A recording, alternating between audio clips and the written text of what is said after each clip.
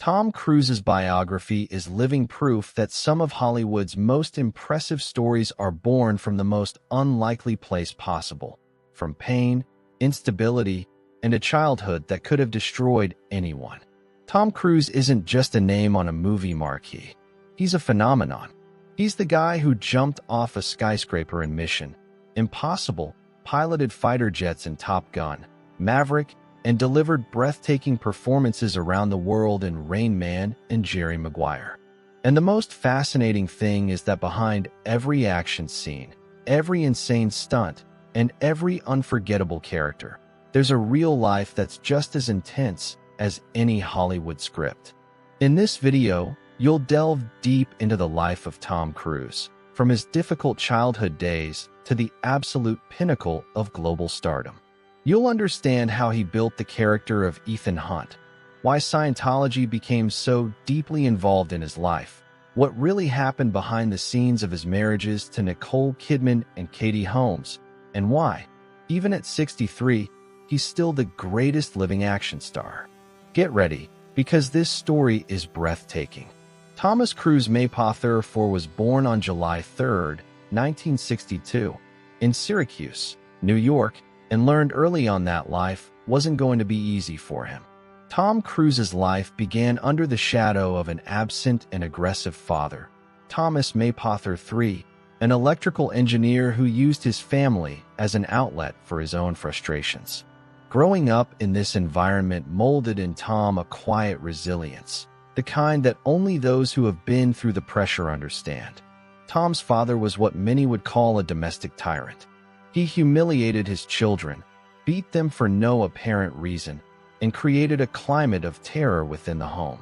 Tom Cruise later described his father as a coward who assaulted people smaller than himself, and this harsh definition reveals how deeply that experience scarred a boy who was still trying to understand the world around him. Interestingly, it was precisely this pressure that began to forge the character of the future Hollywood star. When you grow up in an unpredictable environment, you quickly learn to read the mood of the room, to adapt, and to survive emotionally. It's no coincidence that Tom Cruise would become famous for controlling every detail of his productions with almost obsessive precision. The seed of this was planted right there, in his difficult childhood. If his relationship with his father was already complicated, Tom Cruise's school routine wasn't far behind in terms of challenges. The family moved cities more than a dozen times during his childhood, meaning Tom changed schools with absurd frequency. Imagine being the new kid all the time, having to start over with new friends, adapt to different teachers, and still deal with everything that was happening at home. It was a lot for a child to handle. Besides the constant changes, Tom faced an obstacle that very few people knew about at the time: dyslexia. He had enormous difficulty reading, which turned the school environment into a minefield of humiliation and frustration. While his classmates progressed in their lessons, Tom struggled to decipher the words on the page. This type of difficulty, when not well understood, becomes a label, and Tom carried this burden for years before finding ways to overcome it. What's fascinating, however, is that the dyslexia that made his school life difficult ended up developing other, unusual abilities in him. Those who can't absorb the world through reading learn to observe, listen, and feel their environment with a different intensity. It's no exaggeration to say that part of Tom Cruise's talent for portraying such distinct characters throughout his career is rooted in this particular way of seeing and processing reality. It may seem surprising, but before dominating Hollywood screens, Tom Cruise wanted to be a priest. At 14, he entered a Franciscan seminary in Cincinnati, Ohio, motivated by a mixture of genuine faith and the search for a stable environment that home life had never offered. For a boy who grew up in chaos, the disciplined routine and sense of belonging that the seminary promised were irresistible. It all makes sense when you know his story. The seminary experience, however, lasted less than a year. Tom and some colleagues were expelled after being caught drinking, which abruptly ended that spiritual chapter. But before you judge young Tom Cruise, It's worth remembering that teenagers in rigid environments often test their limits precisely because they are processing internal contradictions they don't yet know how to name. The seminary was less a religious vocation and more an attempt to find an anchor in a turbulent sea. The curious thing is that, even leaving through the back door of the seminary, Tom carried something of that period with him. The discipline, the sense of mission, and the search for something greater than himself were imprinted on him in a way that will appear several times throughout his journey. Those who watch scenes from Mission Impossible and see Ethan Hunt acting with that almost monastic determination may be unknowingly seeing an echo of that boy who once wanted to serve something greater. Being expelled from the seminary closed one door, but it propelled Tom Cruise toward the destiny the whole world knows today. It was at this turning point that he moved to New York with his mother and began to explore another kind of vocation, one that also demands total dedication, the ability to inhabit other realities, and extraordinary courage. And that's where the story starts to get really interesting. With the seminary door closed and no concrete plan in hand, Tom Cruise arrived in New York in the early 1980s with a mixture of determination and productive desperation. He started by doing odd jobs, carrying bags in hotels, and working in positions that were anything but glamorous. But while serving trays, Tom was attending acting classes and discovering he had a natural talent for inhabiting characters in a way that impressed teachers and colleagues alike. His first significant role came in 1981 in the film Limitless, where he appeared in a small but attention-grabbing part. Then came American Graffiti and Taps, modest productions that paved the way for something bigger. Hollywood works like this. Rarely does anyone reach the top in a flash. It's a ladder of sometimes invisible steps, and Tom Cruise was climbing each one with a hunger that few actors of his generation could match. What set Tom Cruise apart from other young actors trying their luck in Hollywood at that time was a rare combination of physical charisma and absolute commitment to the character. He wasn't just good-looking in front of the cameras. He studied, prepared, and delivered. Directors quickly realized that this boy with the wide smile and intense gaze was the kind of actor that appears only a few times in a generation, someone willing to give everything both on and off camera. In 1983, Tom Cruise starred in Risky Business, and the world of cinema was never the same again. The scene of him sliding down the hallway in his socks and underwear to the sound of Bob Seger became one of the most iconic moments in 80s pop culture, and suddenly everyone wanted to know who that irresistibly smiling boy was.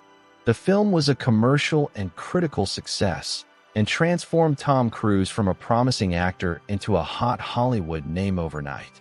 But if Risky Business opened the door, it was Top Gun in 1986 that broke down the entire wall. Playing Pilot Maverick, Tom Cruise delivered a performance that blended charm, intensity, and a screen presence rarely seen in such young actors. The film grossed over $350 million worldwide, an absurd number for the time, and cemented Tom Cruise as Hollywood's biggest young star. Leather jackets and aviator sunglasses sold out in stores. That's screen power. What few people realize is that the success of Top Gun was no accident.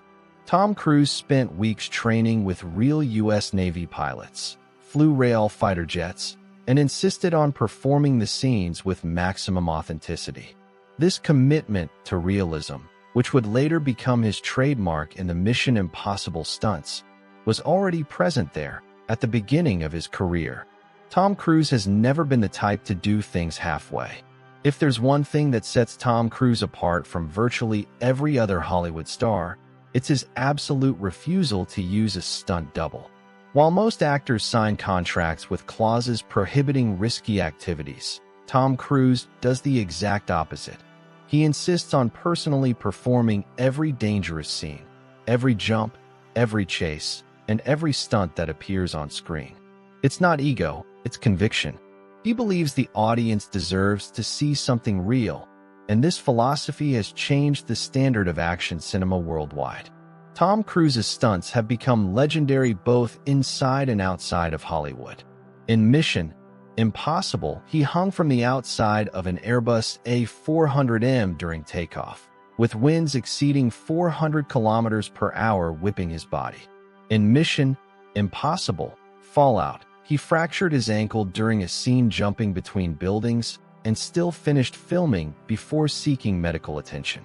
This level of commitment is almost irrational, and that's precisely why it's so fascinating. What drives Tom Cruise in this direction goes beyond a simple search for thrills. He trains for months before each production, learning to fly, dive, climb, and any skill the role requires with a rigor that would shame many professional athletes. For Top Gun Maverick, he returned to flying real military fighter jets, subjecting his body to gravitational forces that few civilians have ever experienced. Each stunt is the result of obsessive preparation, not impulsiveness. This passion for adrenaline and authenticity has created an interesting paradox in Tom Cruise's career. The more dangerous the stunts become, the more the audience wants to see. Tom Cruise's acrobatics have become an event in themselves. One more reason to fill movie theaters around the world. In 1987, Tom Cruise married actress Mimi Rogers, and this relationship changed the trajectory of his life in a way that goes far beyond what any film could script. It was through Mimi Rogers that Tom Cruise had his first contact with Scientology, a religious organization founded by writer L. Ron Hubbard that combines elements of philosophy, psychology, and spirituality in a structure that its members describe as transformative. For a man who grew up seeking belonging and answers, the proposition was irresistible. Scientology entered Tom Cruise's life at a time when he was at the height of his success, but still carried the scars of a difficult childhood and unresolved dyslexia. The organization offered practical tools to overcome personal limitations, and Tom dove in headfirst. He frequently credits Scientology with overcoming his dyslexia, which partly explains the intense and unwavering loyalty he has shown to the organization over decades, even in the face of heavy criticism and public controversy. His marriage to Mimi Rogers lasted until 1990, but the legacy of that union was much greater than the 3 years of matrimony. His entry into Scientology redefined how Tom Cruise saw himself, organized his personal life, and chose his connections. The organization became a central pillar of his identity, something that would influence his future relationships, his public statements, and even how Hollywood would view him in the following decades. If anyone still doubted that Tom Cruise was more than just a pretty face in action movies, the 80s and 90s buried that doubt once and for all. In 1988, he co-starred with Dustin Hoffman in Rain Man, playing Charlie Babbitt, a selfish and ambitious man who discovers he has an autistic brother. The film won 4 Oscars, including Best Picture, and Tom Cruise's performance alongside one of the greatest actors in history showed that he had more than enough dramatic substance to carry any role he chose. Soon after came Born on the 4th of July in 1989, directed by Oliver Stone, where Tom Cruise played Ron Kovic, a Vietnam War veteran who returns to the country paralyzed and deeply traumatized. It was the most courageous and visceral performance of his career up to that point, earning him his first Oscar nomination for Best Actor. Tom Cruise spared no expense in that role. He spent weeks in a wheelchair to understand the character's body and mind, the same physical and emotional commitment that was already his trademark. In 1994, Tom Cruise surprised again by accepting the role of the vampire Lestat in Interview with the Vampire, an adaptation of Anne Rice's classic novel. The choice was controversial from the announcement, with fans of the book openly protesting the casting. But when the film premiered, the critics' silence was replaced by praise. Tom Cruise delivered a seductive, disturbing, and completely convincing Lestat, silencing the skeptics with the same elegance with which the character eliminated his victims. On the set of Days of Thunder in 1990, Tom Cruise met Nicole Kidman, and what began as a professional partnership quickly turned into one of Hollywood's most celebrated and scrutinized romances. The two married that same year, forming a couple that seemed to embody everything the American cinematic imagination dreamed of: beauty, talent, success, and an undeniable chemistry that overflowed in their public appearances. The press went wild, and the world followed every step of that relationship with almost religious attention. During their 10 years together, Tom Cruise and Nicole Kidman adopted 2 children, Isabella and Connor, and built a life that, on the outside, seemed perfect.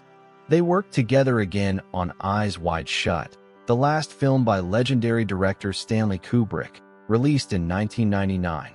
Filming that dense and disturbing work alongside her own husband was an experience that Nicole Kidman described years later as intense and revealing, both artistically and personally.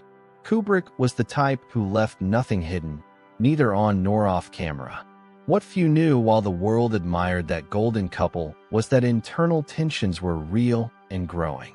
Scientology occupied an increasingly larger space in Tom Cruise's life, and Nicole Kidman never fully integrated into the organization in the same way her husband did. In 1996, while his marriage to Nicole Kidman was still going strong, Tom Cruise launched something that would forever change his relationship with action cinema: the first film in the Mission Impossible franchise.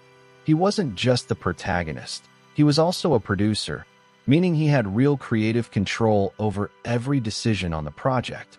This choice revealed a Tom Cruise who went far beyond being just an actor hired to appear in front of the cameras. He was an entertainment entrepreneur with a clear vision of what he wanted to build. Ethan Hunt quickly became one of the most iconic characters in the history of action cinema. Unlike other heroes of the time, Ethan Hunt wasn't invincible by superhuman nature. He was invincible because he thought faster, trained harder, and was willing to risk more than any opponent. This calculated humanity of the character created a powerful connection with the audience, and Tom Cruise fueled this connection with each new film, raising the level of risk and spectacle in a way that seemed impossible to surpass until the next one came along and surpassed it. The Mission Impossible franchise has become an unparalleled box office machine in Hollywood. Mission Impossible Fallout, released in 2018, is widely considered not only the best film in the series, but one of the best action films ever produced in the history of cinema. The real-time parachute jump scene, the motorcycle chase in Paris, and the bathroom fight with Henry Cavill have become absolute genre benchmarks, studied in film schools around the world.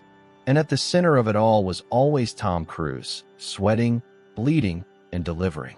What the Mission Impossible franchise revealed that was most fascinating about Tom Cruise is that he found in Ethan Hunt an almost perfect alter ego. Just like the actor, the character is driven by a mission he considers bigger than himself, operates at the limit of what the human body can endure, and never, under any circumstances, gives up. It's impossible to watch these films without realizing that the line between Tom Cruise and Ethan Hunt is much thinner than any script could suggest. Nicole Kidman's separation in 2001 was announced abruptly and left the film world in shock. Tom Cruise initiated divorce proceedings, citing irreconcilable differences, but the behind-the-scenes events of that breakup generated speculation that lasted for years. Nicole Kidman was seen crying as she left her lawyer's office, and her subsequent public statements made it clear that the separation was painful and, for her, surprising. Hollywood had rarely witnessed a high-profile marriage crumble so quickly and with so little explanation. The role of Scientology in that separation has never been officially confirmed, but former members of the organization and investigative journalists have, over the years, built a fairly detailed picture of how the institution may have influenced the end of the relationship. According to these accounts, Nicole Kidman was viewed with suspicion by the Scientology leadership, partly because of her father, a psychologist, since the organization has a historical and declared opposition to psychiatry and psychology. This tension is said to have created increasing pressure on the marriage that eventually became unsustainable. The controversies surrounding Scientology didn't stop there. Over time, former high-ranking members began speaking publicly about the organization's internal practices, and Tom Cruise's name frequently appeared in these narratives as the institution's most famous and influential member. In 2005, an internal Scientology video featuring Tom Cruise speaking about the organization with almost messianic intensity leaked online, generating a wave of reactions ranging from admiration to bewilderment. That recording changed the public perception of the actor in a way that no film could easily reverse. What's fascinating to observe during this period is how Tom Cruise handled public pressure in a way that spoke volumes about his personality. Instead of backing down or softening his stance, he doubled down, defending Scientology even more vehemently in interviews and public appearances. This refusal to bend to the opinions of others is the same characteristic that leads him to climb buildings without safety nets and fly in fighter jets. In Tom Cruise, stubbornness and courage share the same address, and the next chapter of his personal life would prove it in a way that the whole world witnessed live. In 2005, Tom Cruise announced to the world that he was in love with Katie Holmes, and he did it in the most Tom Cruise way possible, jumping on the couch during Ellen DeGeneres' show with an energy that left the audience both enchanted and bewildered. That scene became one of the most talked about moments on American television that year, became a meme even before the concept of memes existed as we know it today, and revealed a Tom Cruise who seemed to have left all emotional restraint behind to live that romance at maximum volume in front of the whole world. Katie Holmes was 26 years old when she began her relationship with Tom Cruise, who was 42. The age difference, combined with the speed at which the romance evolved, generated immediate speculation. The two became engaged after only 3 months of dating, and in April 2006, Suri Cruise, the couple's daughter, was born, quickly becoming one of the most photographed children on the planet. The wedding took place in November of that year, in a lavish ceremony in an Italian castle that cost millions and brought together the most glamorous figures in Hollywood. Behind the dazzling photos and red carpets, however, the relationship carried tensions that former advisors and people close to the couple later described in rich detail. Scientology once again took center stage in the couple's dynamic, with reports that Katie Holmes was gradually isolated from friends and family whom the organization considered negative influences. Katie's visible transformation over the years of marriage, from a spontaneous and humorous young actress to a restrained and cautious public figure, did not go unnoticed by those who followed closely. Tom Cruise and Katie Holmes' marriage ended in 2012 when she filed for divorce surprisingly quickly and strategically, according to legal analysts who followed the case. Katie obtained custody of Suri and left the relationship with a speed that suggested careful planning. Tom Cruise rarely spoke publicly about the divorce, maintaining the calculated silence that had become his standard response to any subject he didn't want to discuss. After years of personal controversies and a period in which his public image had suffered considerable damage, Tom Cruise prepared a comeback that few expected and no one could ignore. Top Gun: Maverick, released in 2022 after successive delays caused by the pandemic, was not just a sequel to the 1986 classic. It was a declaration of intent from a man who, at 59, was willing to prove that he was still the greatest action star alive, and that he would do it in the only way he knew how, without a safety net and without a stunt double. Tom Cruise's stunts in Top Gun: Maverick raised the bar for cinematic authenticity to a level the industry had rarely seen. He and the rest of the cast underwent months of intensive training to withstand the gravitational forces of flying in real military fighter jets. Cameras were installed inside the cockpits to capture genuine reactions, and the result on screen is visceral in a way that no digital effect could replicate. Every flight scene in Top Gun: Maverick is real, and audiences felt it firsthand in the movie theaters. The box office result was historic. Top Gun: Maverick grossed over $1.4 billion worldwide, becoming the most commercially successful film of Tom Cruise's career and one of the biggest box office phenomena of the decade. At a time when superhero franchises dominated theaters and streaming threatened to empty cinemas, Tom Cruise delivered an irrefutable argument that the big screen still had an irreplaceable place in popular culture. And he did so with a film about a middle-aged pilot who refuses to grow old, which is undeniably, delightfully autobiographical. Top Gun: Maverick wasn't just a triumphant return. It was a reinvention. Tom Cruise proved that it was possible to carry decades of legacy on his shoulders and still surprise, thrill, and deliver something audiences had never seen before.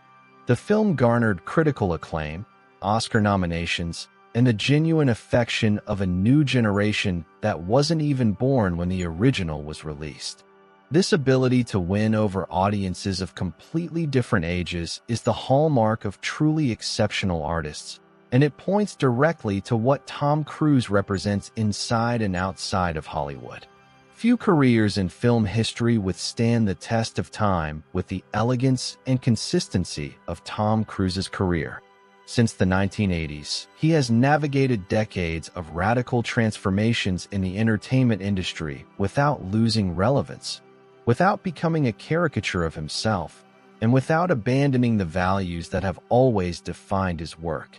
In a market that discards stars with cruel speed, Tom Cruise has built something rare, a legacy that grows instead of shrinking over the years. The numbers tell part of this story with a clarity that's hard to ignore. Tom Cruise's films have grossed over $8 billion worldwide, a mark that very few actors in the history of cinema have managed to achieve. From Top Gun to Rain Man, from Jerry Maguire to The Last Samurai, from Mission Impossible, Fallout to Top Gun: Maverick, each decade of his career has produced at least one film that has definitively entered the cultural repertoire of its time. This is neither luck nor coincidence. It is the result of deliberate choices made by a man who deeply understands what the public wants to see. But Tom Cruise's legacy goes beyond numbers and statistics. He redefined what it means to be an action star in an era where digital effects could easily replace any human presence on screen. By insisting on personally performing every stunt, refusing to deliver less than his maximum effort on every project, and treating each film as if it were the most important of his career, Tom Cruise set a standard of commitment that influenced an entire generation of actors and filmmakers. Hollywood is different because of him, and that's a statement few film professionals can honestly make. Perhaps the most impressive aspect of Tom Cruise's legacy is the longevity of his ability to surprise. After more than 4 decades on screen, he still manages to take audiences' breath away, still fill movie theaters anywhere in the world, and still deliver performances that generate conversation. This is the kind of impact that transcends generations and defines the true meaning of the word icon. And the most fascinating thing is that Tom Cruise clearly hasn't finished writing this story yet. Tom Cruise didn't get where he is today despite the difficulties. He got there because of them. The dyslexia that could have paralyzed him became fuel. The absent father who could have embittered him became motivation. The controversies that could have destroyed him became stepping stones for an even more impressive reinvention. Each chapter of Tom Cruise's life is a practical lesson on what happens when a person refuses to accept the role of victim of their own story. And that's a lesson that goes far beyond cinema. Tom Cruise jumped out of planes, climbed skyscrapers, and braved public storms without batting an eye. What are you waiting for to take your own leap?